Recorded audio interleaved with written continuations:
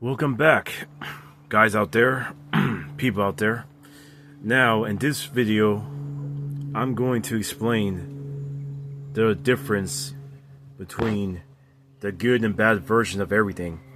Everything has a good and a bad version of it, no matter what it is. Christianity and the religions of the world system, all the religions lie to y'all about many stuff just to complicate y'all understanding of life, so y'all won't know your complete self, the truth about it. So I'm here to explain the difference between the positive and negative of everything. Everything has a good and a bad version. So you ready? Now, lust. You know lust? Lust is not bad by itself. There's just a good and bad version of it. But people think lust or pride is just bad by itself. No. There's just a good and bad version of it. So I want people to know the difference. For example, the good pride is known as confidence. You're proud in your true self, and that is good. God loves that. Now, the bad version of pride is loving your fake self, which is what arrogance is. See the difference? And that's the pride that God said he hated. The Bible does not say things in detail. Some words have been tampered with during the transferring of the words from Hebrew or Greek. Yeah, a lot of the people with the pens have tampered with words and took some books out and all that. But the complete truth will get to chosen ones regardless. That's why the Creator allowed the Bible to be tampered with, because he says, I'm still going to give the complete truth to those who are meant to hear it anyway, so it doesn't matter. So anyway, back to what I was saying. The good pride is confidence in your true self. The bad pride is confidence in your fake self, which is what arrogance is. It's of the fake self. Now, the good lust, now to lust, is natural. It's not a sin. The good lust is a man lusting after a female, a woman. The bad lust is a man lusting after another man. It's unnatural. Same sex is unnatural and disgusting. Yep. Remember, like I said, there are people who are born bad as well, who are born naturally defective. So there are people who are evil by nature. That's why there are people who are naturally gay or naturally, They're either brainwashed or they're just born defective. Like, for example, there are men in the world who are born detached from their Y chromosome, so they naturally think like females from birth.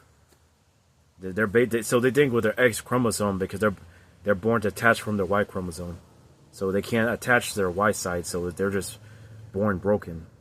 I'm using that as an example. So anyway, back to what I was saying about the lust. The good lust is a man lusting after the opposite gender. The bad lust is a same gender lusting after the same gender. Now, what else that needs to be exposed and talked about? Let's see here. Oh yeah, humans don't have a sin nature. Yep, have to expose that lie too. A sin nature is made up by the sinners, so that everybody can think they're a sinner by default. There are humans born good, there are humans born bad. The bad humans are also known as sinners. And because they're that way, they want everybody to believe they're a sinner. Yep, they lie to the masses by using the church system. The church's job is to tell people a false version of the truth. They won't tell you the universal truth. They'll tell you a false version of truth, of God, of all that. Yeah. They won't tell you about the real power, the real God. They won't tell you about the real truth. They won't tell you about the difference between dark, shadow, light, wisdom. They won't tell you things in detail. They'll just lie about shit. Like, for example, they say in church God is light, which is a lie. God is dark. The light is the sun. See, there's a difference, man. I'm just mentioning, I'm exposing things. I want people to know the reality. So anyway, sinners that you hear about in the Bible is talking about those who are born bad. Because there are humans who are born naturally evil. Their genetic code, their DNA is written that way. And they're the complete opposite of a human who is born good, whose genetic code is written that way, whose nature is written that way. So yeah, by nature, here's the difference between a good human and a bad human, so you can see people's actions. A good human have peace of mind. Yeah, they live in peace. They they just live life. While a bad human, the opposite of that human, can't feel complete unless they cause destruction. Basically, they're unsatisfied. They cannot sleep at night unless they're causing some kind of wickedness.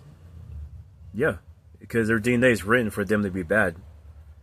So they're never satisfied. They have to do something bad in order to satisfy themselves and get a good night's sleep. Yeah, there's a difference, man. So yeah, people who are good by nature just live peaceful lives, and we hate chaos. We hate evildoers. If evildoers come our way, we always fight them out of defense and to save the world. Basically, like for example, if the evildoers was a worldwide threat, we'll go to war against them because we fight to defend, while the evildoers are looking for things to kill, to destroy, and to go after, because that's just what they are. Like in the world of and they cannot exist in paradise because they'll be bored. That's the thing.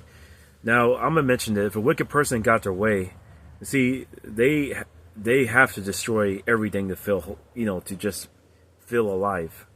Now what happens if they run out of good people to destroy?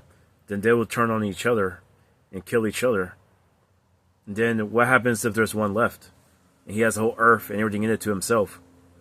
He will self-delete. He will kill himself simply because he's bored. You see that? I'm just telling you the true nature of those who are evil versus those who are good. A good person does not need to cause evil to other people to feel, there's no evil tendency within them. That's just a lie that they tell you. Remember, the chaos side, the evil side, the necessary evil, everything in existence has the makeup of the good, bad, what I'm saying, within them. It's just, there are people born detached from different sides. Like, for example, someone who's born evil is detached from their good side. They have that good side genetic makeup within them, but they're born detached from it. So they're not fully... so they can't comprehend what being good means because of that. They can't comprehend what being good means because they're born detached. Exactly. By nature, and like I said, because women are female counterpart also represents the necessary evil. The difference between the necessary evil and unnecessary evil. The necessary evil is chaos that's controlled. Unnecessary evil is chaos that's unbound, that's not controlled. So anyone that's uncontrolled chaos is being uncontrolled evil. And so any woman that's not completely controlled is uncontrolled evil. That's right. So therefore, I'm hoping you guys understand what I'm saying. Any man who's controlled by his ego, his evil side, is a woman in a man's body. He has the mentality of a woman. A man in this right state of mind, there's truly no such thing as evil man. A man has to either be born detached from his right chromosome to where he's just that way, but he's a defect, so he's just that way by nature, or he is conditioned from birth to turn evil and go against his Y chromosome, even though he's naturally good. Because the difference between those who are born good and those who are born bad is that the good people, there are people who are born good but turn evil, but they're not naturally evil. They just become that way. Why? Because by nature, evil is below good. Good is heaven. Evil is destruction. When a person turns good, they step down to a lower vibration. That's what it is. A good person can go down to a lower vibration and experience being evil, while an evil person cannot go up to a good vibration. Yeah, a naturally evil person cannot go up to a good vibration because that's basically like stepping up to heaven. People who are born bad don't have the ability to comprehend what it means to be good. They can only imitate it. Like if they see a good person, they will pretend to be that way, but they will never understand it themselves. Understand?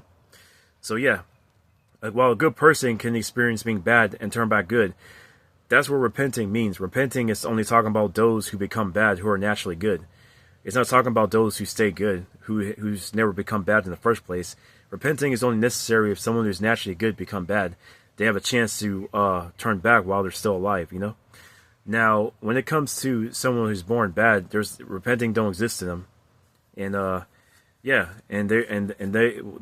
basically born to be condemned. That's all I can say. So they're literally just bad until they're destroyed, until they die of old age or someone destroys them, out of a righteous judgment, a fight between good versus evil. And by nature, good and bad do not get along with each other because bad looks for trouble while good enjoy peace, and they only fight the bad out of survival or because there's no choice. So that's the difference. So this is why there's a duality, you know what I'm saying? And remember, bad is another term for feminine energy. Anyone who's within the bad energy is the universal feminine chaos. Is controlled by the universal chaos, the female, yeah. Every man who's good is controlled by the universal peace, the dark, the Father in heaven.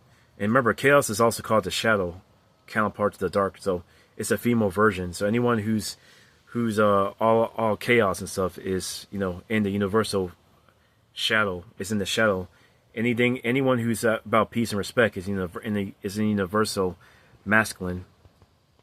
Anyway, it'll do. I'm way past the 10-minute mark, so peace.